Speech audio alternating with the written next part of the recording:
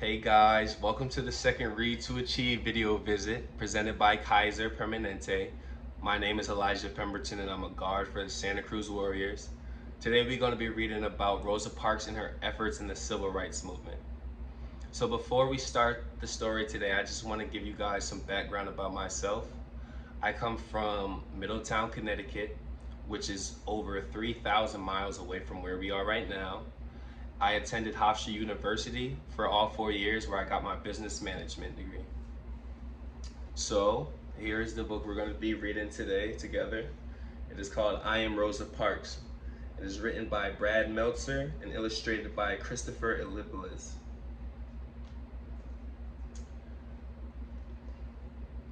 Before we get started, I'm going to just read you guys this really quick.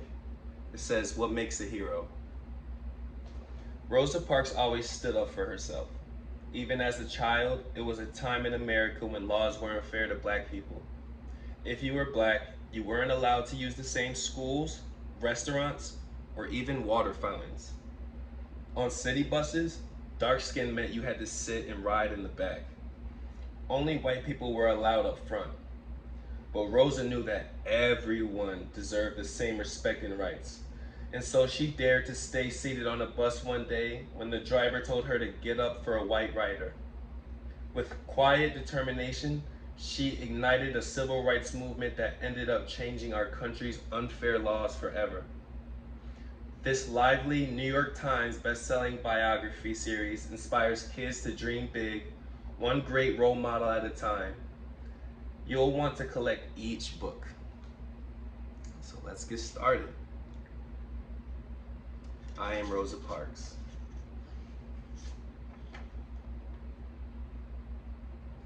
I am Rosa Parks. Growing up, I was small for my age. I was sick a lot too, since we didn't have money for a doctor, but that didn't mean I was weak.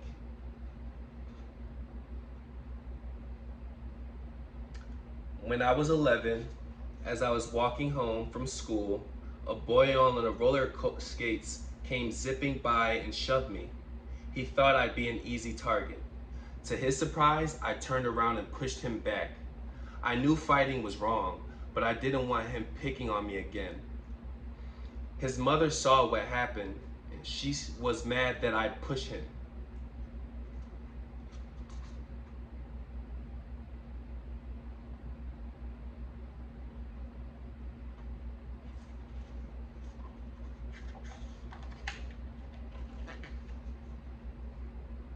But you know what made her even madder? I was black and her son was white. She immediately started yelling, "I'll have you put in jail. You'll never get out again." No question it was scary, but my mother and grandfather taught me to respect myself and to expect respect from others. So instead of backing down, I stood my ground.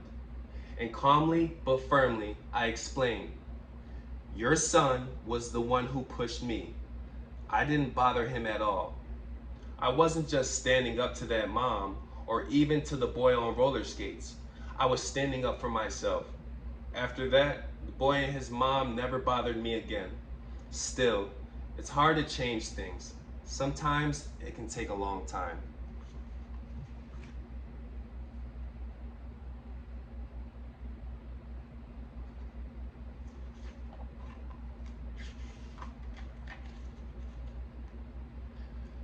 Back then, if you were black, you were treated unfairly just because of the color of your skin.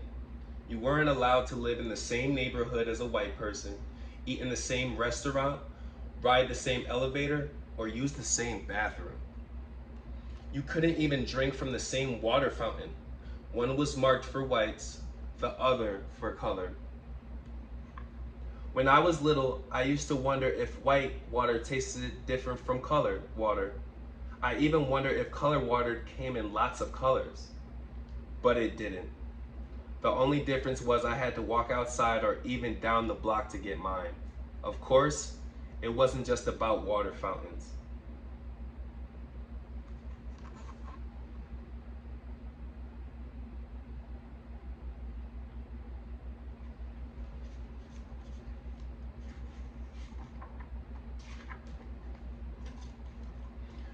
This was my school, a small, old wooden building with one room and one teacher.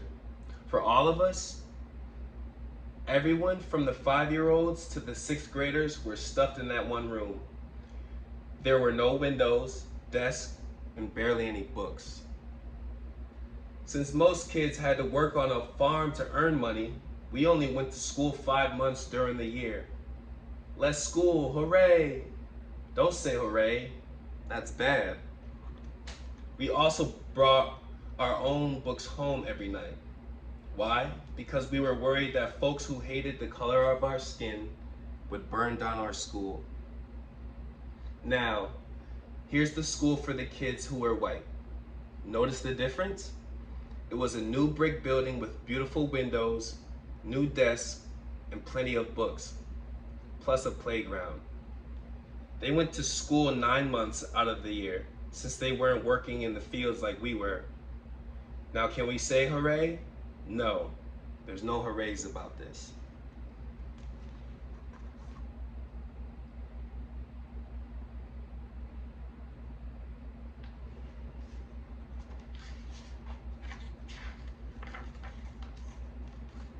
Also, if you were black, you had to walk to school. If you were white, you got to take the bus. The worst part was, when I'd walk home with my brother, the kids on the bus would throw trash at us and made me feel horrible. But there was no civil rights back then. The only solution was to move off the road, and really, what kind of solution is that? As I got older, things didn't change much. "There's no room in here, lady," they screamed. One winter, I was waiting for the local city bus. If you were black, you had to ride in the back. If you were white, you rode up front. On that day, the back of the bus was packed.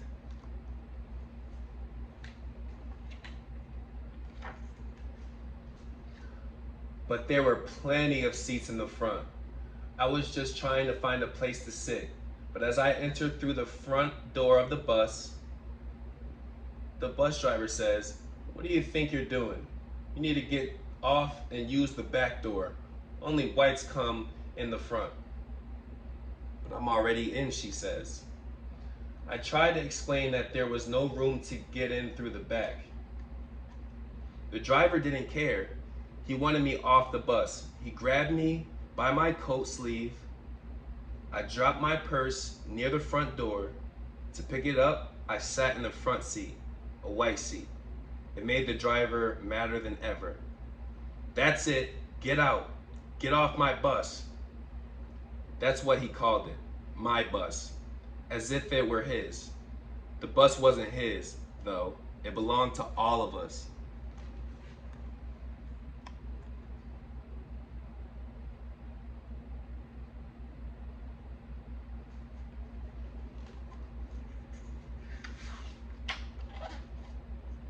Still, that afternoon the driver got his way. He kicked me off. The bus driver says, "See you soon." And Rosa says, "Yes, you will." But I promise you, that wasn't the last time I'd face that bus driver. From there, in addition to working as a seamstress, I started working to change things. At the NAACP, we fought for fair laws and made sure that people's stories were always heard. I also stopped using colored water fountains. I'd rather go thirsty than be treated poorly. It was the same with separated elevators. Instead of riding them, I'd take the stairs. But as for real change,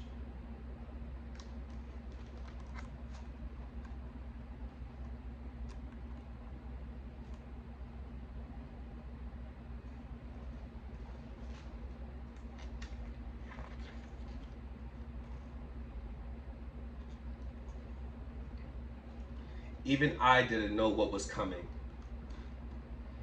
It was the end of a busy Thursday. I was 42 years old and on the bus going home. This time, I was sitting in the first row of seats that were allowed for black people. There was one man next to me. and 2 women across from me.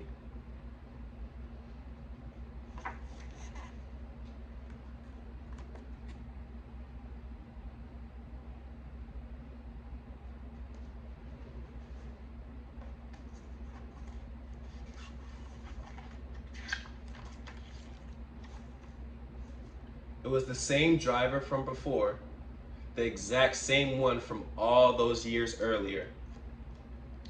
At the 3rd stop, a few white people got on, filling the rest of the empty seats. There was one white person left standing, so the driver told those of us in my row, "Let me have those front seats."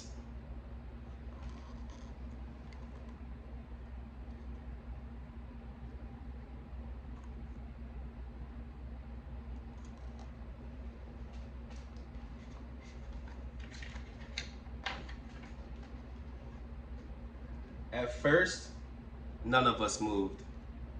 But when he asked again, "Y'all better make it light on yourselves and let me have those seats." The other 3 people got up. I stayed right where I was. Sliding over to the window, I thought about what he was demanding. He wanted to take my seat away. He wanted to give it to that man. And why? Come on, get up. Because I was black and the man was white? I knew what the rules said, but I also knew in my heart, that's not how you treat people.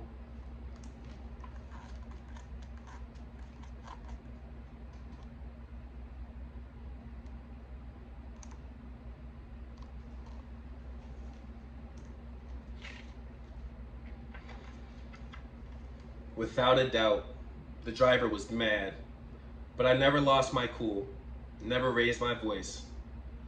"Are you gonna get up?" the bus driver screams. Rosa says, "No."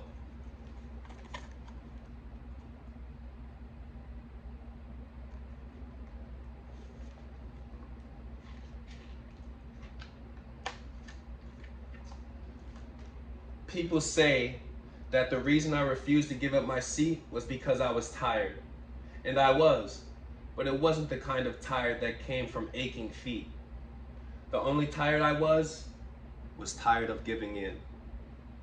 "Well, I'm going to have you arrested," the bus driver says. And Rosa responds, "You may go on and do so." Before me, there were other brave women who had refused to give up their seats. Still, on that day, for violating the rules of Montgomery, Alabama, I got arrested.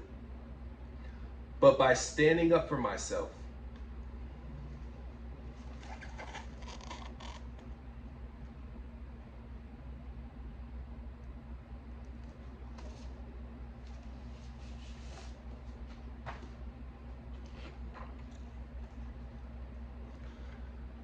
I ignited a movement.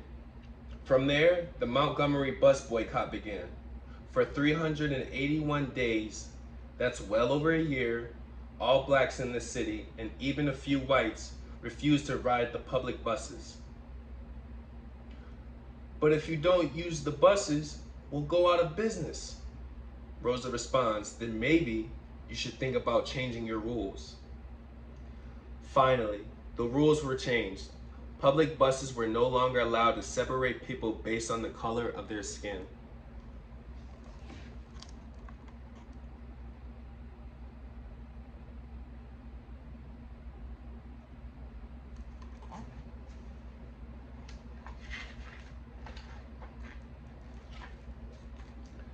That was only the beginning.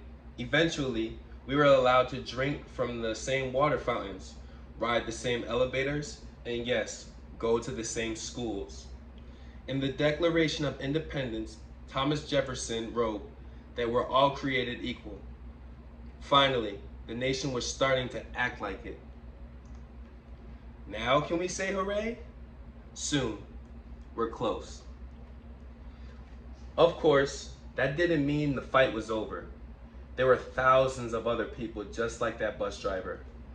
But after hearing how I didn't give up my seat, there were now thousands of more people just like me, together, inspired, and committed to justice. My name's Martin. Want to hear a rough draft of my speech? You bet I do.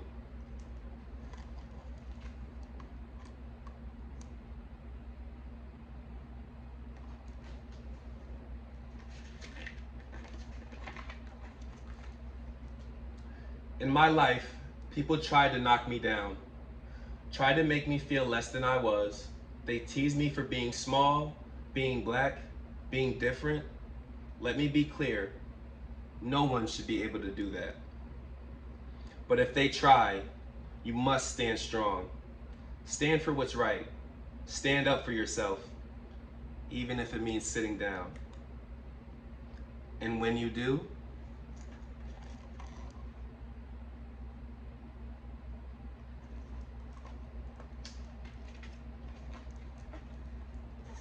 others will follow.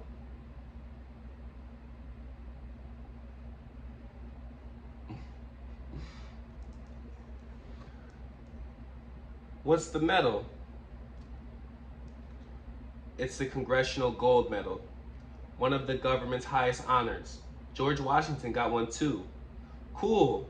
Now can I say hooray? Go for it. Hooray.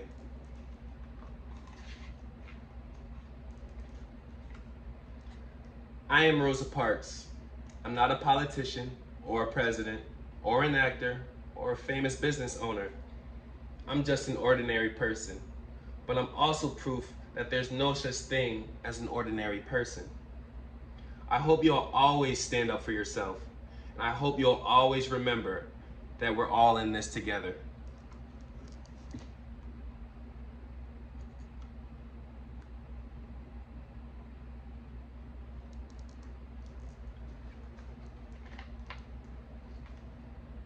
The only tired I was tired of giving in. Rosa Parks.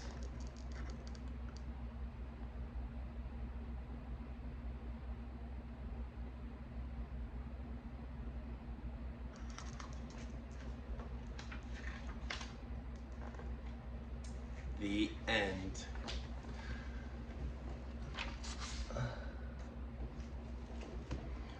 We're celebrating Rosa Parks today in honor